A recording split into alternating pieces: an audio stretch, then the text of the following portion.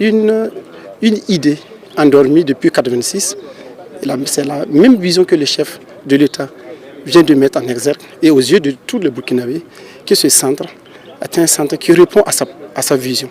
Nous pouvons produire, nourrir les 8000 détenus de Burkina Faso et également nourrir les autres populations et former les détenus, les apprendre un métier, ils vont retourner dans la société et s'occuper de leurs familles.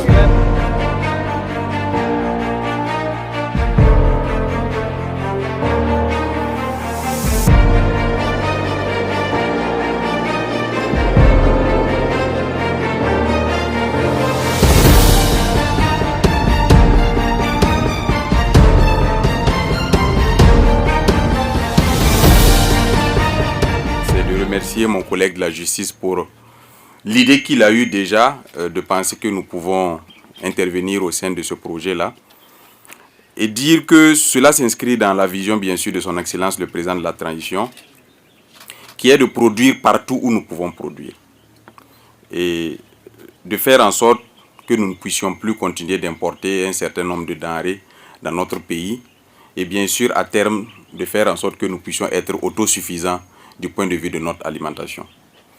Et au regard des potentialités que nous avons sur notre territoire, au regard également des potentialités que nous avons précisément sur ce site, dire que nous devons payer pour nourrir les détenus qui sont sur ce site et voir l'ensemble des contraintes que nous avons au niveau de notre pays, je pense que c'est une bouffée d'oxygène, une importante bouffée d'oxygène de pouvoir avoir la possibilité non seulement d'assurer de la production sur ce site pour nourrir les détenus, mais également de favoriser la réinsertion ou l'insertion socio-professionnelle de ces détenus qui pour la plupart sont condamnés pour plusieurs mois, voire pour des périodes qui sont assez longues, au cours desquelles ils perdent tout repère, ils perdent également le contact avec certaines réalités. Et s'ils ont la possibilité ici d'apprendre une activité, cela leur permet à leur retour de pouvoir se réinsérer beaucoup plus facilement.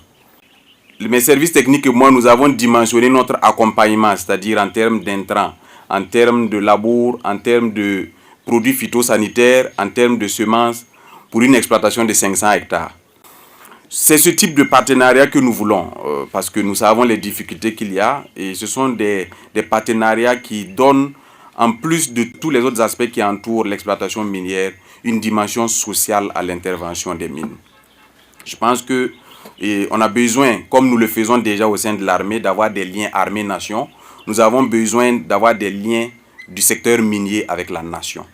Et les incompréhensions qui peuvent souvent émerger sont justement dues au fait qu'on n'a pas le sentiment que l'intervention de la mine est en faveur de la nation.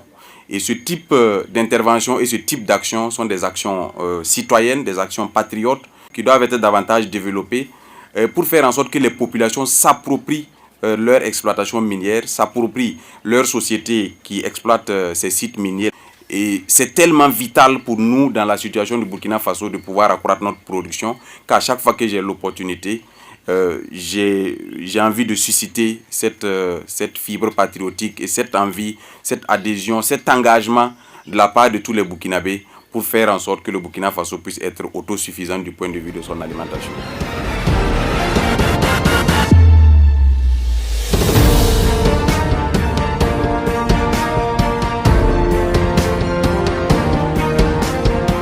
Aujourd'hui, nous avons fait le déplacement au niveau de Paporo, justement pour constater d'abord ce qui est fait. Comme vous le constatez, nous sommes en pleine saison sèche.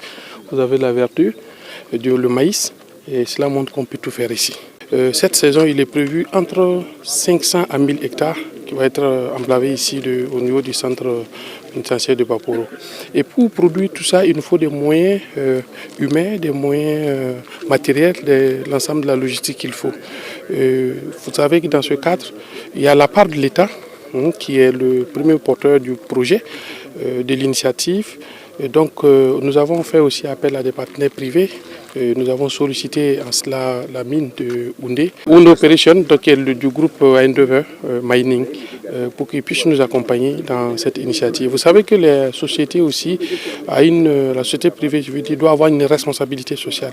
Et dans cette responsabilité sociale, c'est les relations qu'elle entretient avec les communautés de base, c'est les relations qu'elle entretient avec l'État central. Et donc la mine a accepté de nous accompagner dans le cadre de ce projet pour la saison qui va s'ouvrir bientôt. Donc nous avons voulu venir les rencontrer avec la vice-présidente exécutive qui est Elma qui est là, les premiers responsables de la mine, pour leur expliquer le projet que nous avions à entreprendre ici de commun avec le ministère de l'Agriculture. Parce qu'aujourd'hui, vous avez des milliers de détenus condamnés qui dorment dans nos prisons et que nous sommes obligés de souffrir pour nourrir encore. Alors que ces personnes peuvent effectivement produire pour se prendre en charge. Et comme vous le savez, dans notre lutte et notre quête pour la souveraineté, l'autosuffisance alimentaire fait partie. Et donc, si effectivement nous voulons atteindre l'autosuffisance alimentaire, nous devons explorer toutes les voies et tous les moyens qui nous permettent d'y arriver. Et nous pensons que le centre pénitentiaire agricole de Paporo, c'est une opportunité. Comme vous le savez, depuis 1986, le centre devait avoir plus de potentialité que ce qu'il a aujourd'hui.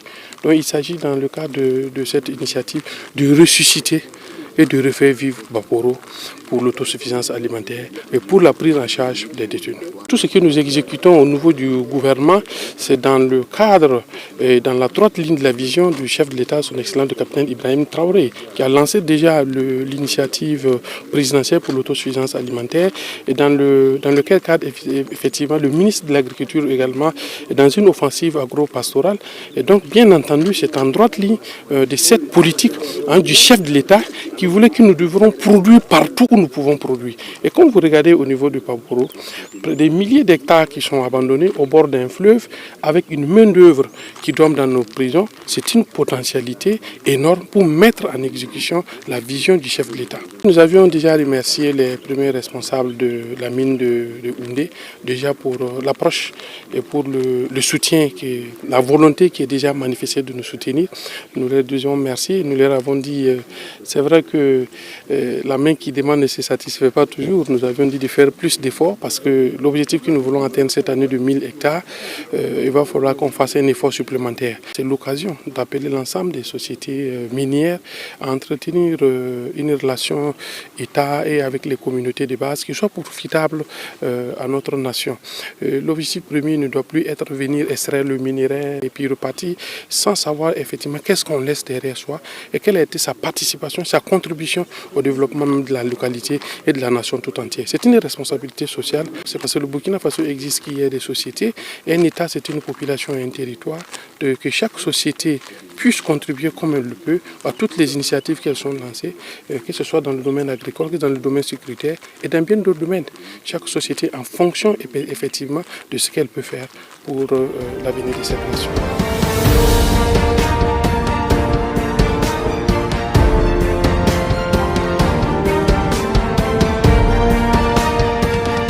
Ce centre aujourd'hui, je pense que c'est le lancement des activités que nous avons prévues depuis janvier avec l'immersion des 32 médias ici.